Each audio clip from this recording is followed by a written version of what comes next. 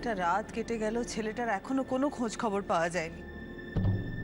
এদিকে কৃষ্ণের বাবা কারখানা আঁকড়ে পড়ে আছেন। আচ্ছা, একবারও কি ছেলের কোনো খোঁজ খবর নিতে নেই?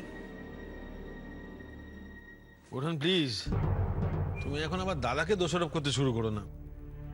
দেখো, কারখানাটা তো শুধু আমাদের না, ওখানে কয়েকশো লেবার কাজ করে।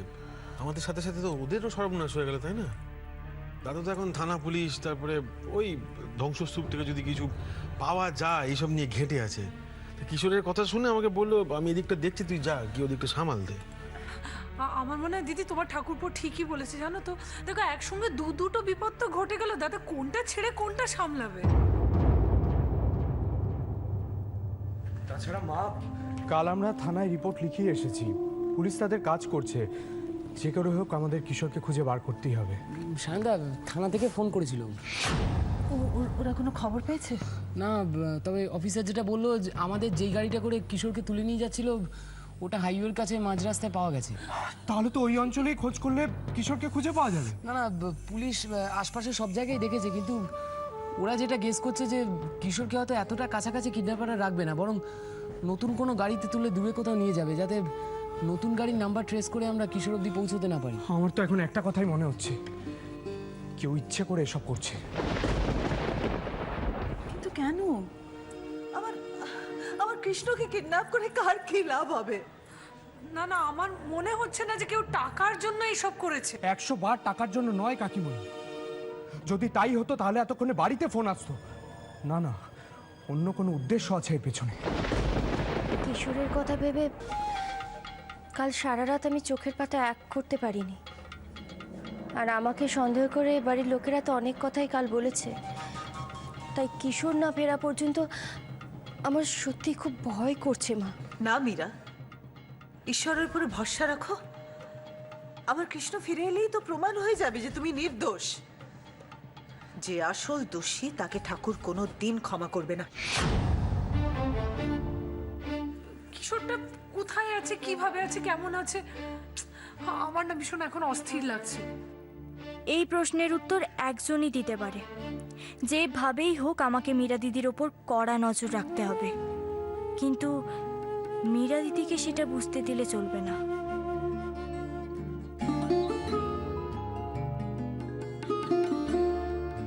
শান্ত থাকতে হবে আমাকে। মীরা দিদির হালচাল লক্ষ্য করেই কলকাতা বাবু অব্দি পৌঁছতে হবে। সকাল থেকে দেখছি কুসুম অদ্ভুত শান্ত হয়ে রয়েছে। কি ভাবছে ও?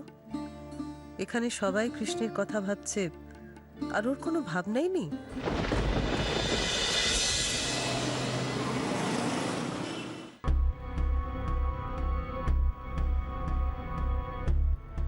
আপনারা আচ্ছা বসুন। স্যার, কোনো খবর পেলেন? দেখুন, কিশোর মিত্র ছবি তো সব থানাতেই দিয়ে দেওয়া হয়েছে, খোঁজ চলছে। আর যে লোকটা কিশোরকে অ্যাটাক করেছিল তার কোনো... তার তো স্কেচ চলছিল, সেটা হয়ে গেছে।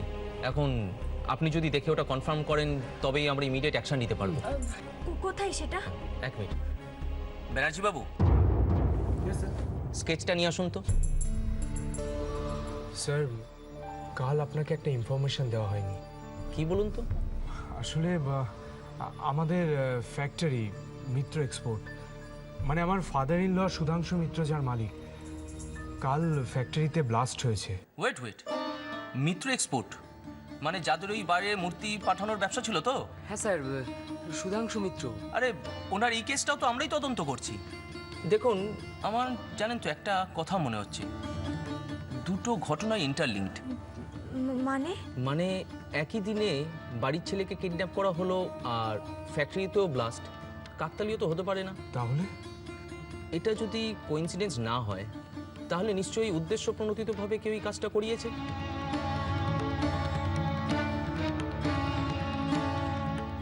আমার কি মনে হচ্ছে জানেন, কেউ আপনাদের ক্ষতি করার উদ্দেশ্যে এই কাজটা করেছে। ক্ষতি তো বটেই, কেউ কোনো বড় ক্ষতি করার জন্য এই কাজটা করেছে। আপনারা কি কারোকে সন্দেহ করছেন?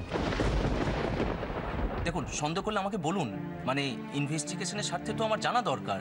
আর পুরনো কোনো শত্রুর নামও... স্যার,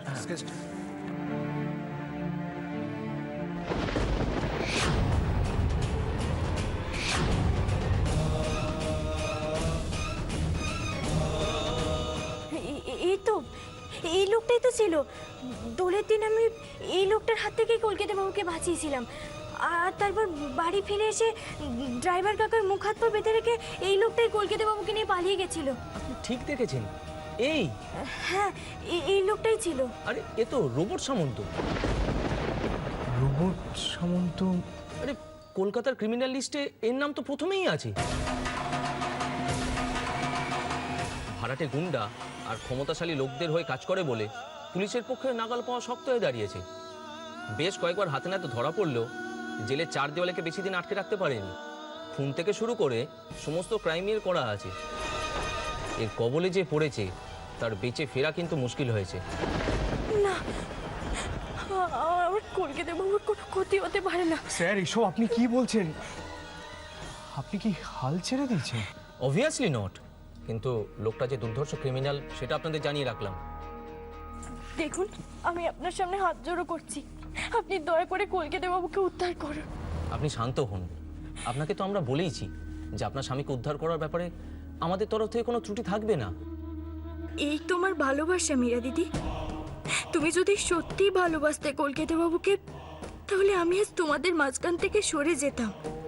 কিন্তু তুমি তো ভালোই বাসো না। কলকাতা বাবুকে ভালোবাসলে তাকে জেনে শুনে এত বড় বিপদের মুখে তুমি ঠেলে দিতে পারতে না।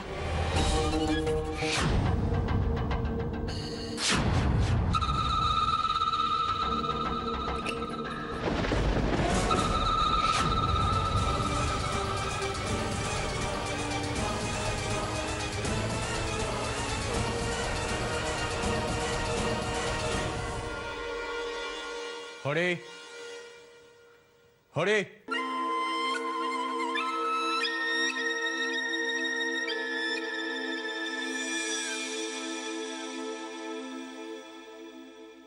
খেয়ে নিন। কে আপনি? আর আমাকে এখানে কেন আটকে রেখেছেন? একটাও কথা নয়, খেয়ে নিন। খাবো না আমি। আর কে আপনি? আমাকে কেন আটকে রেখেছেন এখানে? কি জান আমার কাছ থেকে? টাকা বলুন, কার কথা আটকে রেখেছেন আমাকে? রিমোট যার, রোবট তার। কথা না বাড়িয়ে খেয়ে নিন, না হলে কি?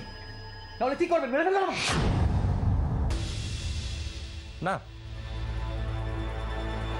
সেটার অর্ডার থাকলে এখানে বসিয়ে আপনাকে চাইনিজ খাওয়াতাম না।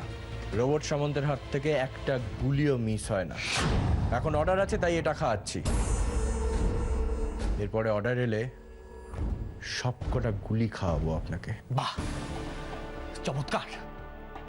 ভাড়াটে গুন্ডা তাহলে? যার কাছ থেকে অর্ডারটা পেয়েছেন তার নামটা জানতে পারি? নাম শুনে কি হবে, তিনি নিজেই সশরীরে আপনার সামনে এসে উপস্থিত হবেন।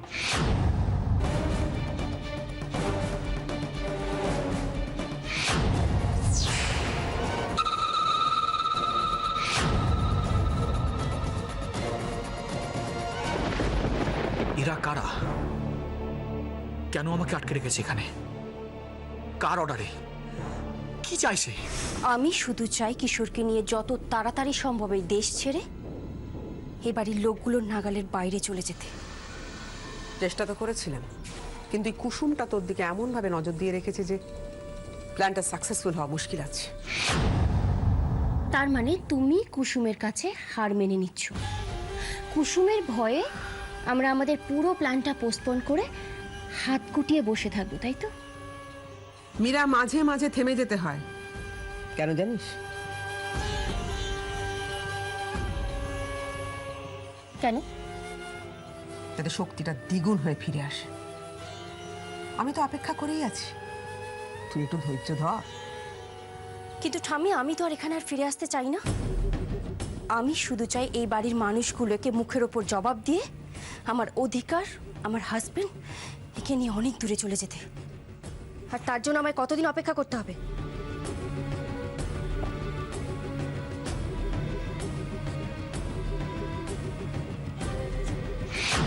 মীরা, তোর আর কিশোরের ফ্লাইট যখন মিস হয়ে গেছে তখন তড়িঘড়ি করে তো কোনো লাভ নেই।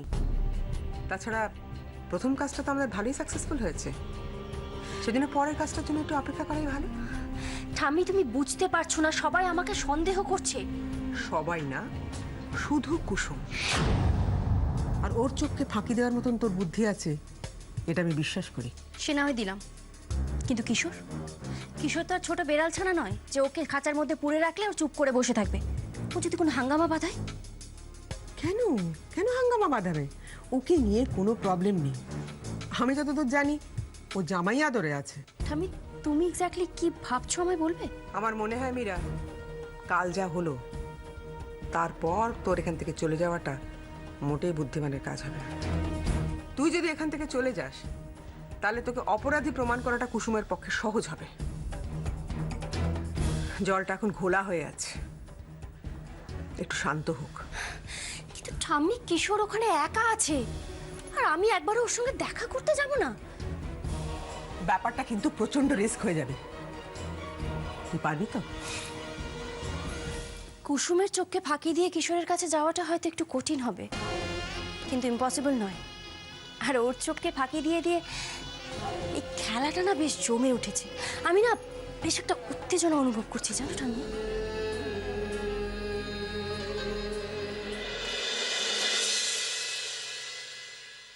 ঠাকুরপো, ঠাকুরপো, রাত তো অনেক হলো, আমার খুব ভয় করছে। কৃষ্ণের কি কোনো হদিশ করা যায়নি? কেউ বলতে পারছে না ছেলেটা কোথায়, কেমন আছে? তোমার দাদাকে একবার ফোন করো না, ওনার কাছে কারখানায় বড় হলো ছেলের থেকে। উঠান, তুমি তো দাদার অবস্থাটা আন্দাজ করতে পারছো। নিজের হাতে তিল তিল করে ঘোরা এই ফ্যাক্টরি, এই বিজনেস, সেটা যখন চোখের সামনে এরকম মাটিতে মিশিয়ে যায় তখন তখন বোনের অবস্থাটা কি হয় তুমি তো আন্দাজ করতে পারো। আর ওই যে তুমি ছেলের কথা বললে না, এই ব্যবসা, এই ফ্যাক্টরি তো নিজের সন্তানের থেকে কিছু কম না দাদার কাছে। আমি কি করব বলো? আমার ছেলের যে কোনো খোঁজ পাওয়া যাচ্ছে না। আমি জানি বৌঠান, ইনফ্যাক্ট দাদার সাথেও এই ব্যাপারে আমার অনেকবার কথা হয়েছে। পুলিশের ওপর মহলে আমাদের যতটুকু চেনাশোনা আছে সেটাকে কাজে লাগিয়ে কিশোরের খোঁজ খবর নেওয়া হচ্ছে। কিন্তু দাদা দুম করে ফ্যাক্টরি ছেড়ে বাড়িতে আসতে পারবে না। আমাদের আমাদের এতদিনকার বিশ্বস্ত কর্মচারী সব, এতজন লেবার, তাদের ফ্যামিলি, এরা এরা তো আমাদের মিত্র এক্সপোর্টকে তাদের অন্নদাতা বলে মেনে এসছে। আমি সব জানি ঠাকুরপো, সব বুঝি, কিন্তু কি করি বলো? আমি তো মা, আমার ছেলে কোথায়, কি করছে, কি অবস্থায় কেউ কিচ্ছু বলতে পারছে না। পুলিশই বা কি করছে? বৌঠান, পুলিশ তাদের সাধ্য মতো চেষ্টা করছে। আমি ভেবেছিলাম ছেলে পাশে গিয়ে দাঁড়ালেও একটু মনের জোর পাবে। আমি তো স্বপ্নেও ভাবতে পারিনি যে আমার ছেলের সামনেই এত বড় একটা বিপদ দাঁড়িয়ে আছে। আমার কৃষ্ণের যে এত বড় বিপদ হবে সেটা তো আমি স্বপ্নেও ভাবিনি। দাদাকে দেখে আমার নিজেরও খুব খুব কষ্ট হচ্ছিল বউটার। এই এই একটা রাতে মানুষটা যেন অর্ধেক হয়ে গেছে। কি পাপ যে করেছিলাম কে জানে, যে ঈশ্বর একের পর এক শাস্তি দিয়ে যাচ্ছেন। আমার অর্জুনকে ঈশ্বর কেড়ে নিলেন, কৃষ্ণের একের পর এক বিপদ লেগেই আছে। তারপর যে কোম্পানিটা মুখে ভাত জোগাতো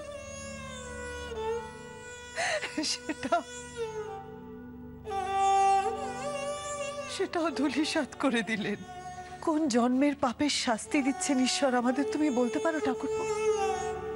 আমি জানি না বউটা, চিরটা কাল দেখে এসেছি তুমি দাদা এই বাড়িটাকে, বাড়ির প্রত্যেকটা মানুষকে নিজেদের থেকে বেশি ভালোবেসেছো। তাও কেন এমন হলো বলো তো? চারিদিকে অন্ধকার নেমে আসছে, গোটা পরিস্থিতি যেন হাতের বাইরে চলে যাচ্ছে। মিত্তির বাড়ি চোখের সামনে ধ্বংস হয়ে যাচ্ছে। তুমি দেখতে পাচ্ছ ঠাকুরপো? না দিদি, কোনো কিছু ধ্বংস হয়ে যায়নি, কিছু শেষ হয়ে যায়নি। কুসুম থাকতে কিছু শেষ হতেই পারে না। এত কিছুর পর তুই এই কথা বলতে পারছিস মেজো? হ্যাঁ দিদি, আমি এই কথাটা বলছি। আজ আমি নিজের মুখে স্বীকার করছি যে এই বাড়ি, ব্যবসা, সম্পত্তি অধিকারের লোভে আমি মেয়েটাকে অনেক কথা শুনিয়েছি, অনেক অত্যাচার করেছি, অনেক ভুল বুঝেছি। আর সেই জন্যই বোধহয় মিত্তির বাড়িকে এইভাবে শাস্তি দিচ্ছেন ভগবান। আজ আমি নিজের ভুল বুঝতে পেরেছি দিদি, বলতে পারো থেকে শিখেছি। দিনের পর দিন মেয়েটাকে দেখে আমি বুঝতে পেরেছি যে আমি কতটা ভুল ছিলাম। মেয়েটা দিনের পর দিন নিজের বিপদের কথা না ভেবে সব সময় আমাদের দুর্দিনে ঝাঁপিয়ে পড়েছে আমাদের উদ্ধার করার জন্য। একটু দেরি হলেও আজ যখন তুমি নিজের ভুল স্বীকার করে নিয়ে কুসুমকে নিজের করে নিতে চাইছো, এটা দেখে কিন্তু আমার বেশ আনন্দ হচ্ছে। দিদি দিদি আমি কুসুমের প্রতি অগাধ বিশ্বাস আর ভরসা থেকেই বলছি যে এবারে সমস্ত সর্বনাশ থেকে একমাত্র কুসুমই আমাদের রক্ষা করতে পারে।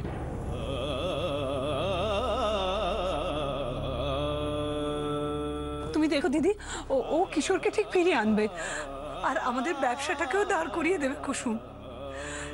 এই মিত্তির পরিবার থেকে যা যা হারিয়েছিল সে সব উদ্ধার করে আনবে এবারই যোগ্য বউ কুসুম। তুমি দেখো ও আগের মতো আবার সব করে দেবে। কুসুমের জন্য এবারে আবার সবকিছু ঠিক হয়ে যাবে, ও সবকিছু ঠিক করে দেবে।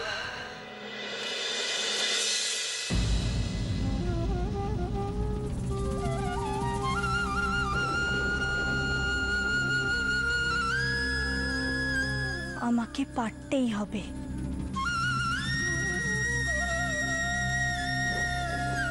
মীরা দিদিরে এইভাবে জিততে দেব না আমি। ও একটা নোংরা ষড়যন্ত্র করে কলকাতা বাবুর ক্ষতি করতে পারবে না।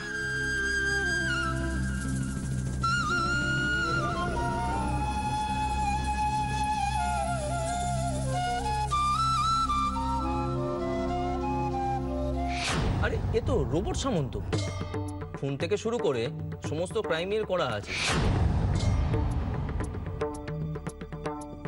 খুব বড় ভুল করেছো তুমি মীরা দিদি। তোমার অর্থের জোর থাকতেই পারে, কিন্তু আজ ভালোবাসাকে তুমি সেই অর্থ দিয়ে কিনতে চেয়ে সবচাইতে বড় ভুল করেছো। সিসি, কলকাতা বাবুকে ওই গুন্ডাগুলোর হাতে তুলে দেওয়ার আগে তুমি একবারও ভাবলে না?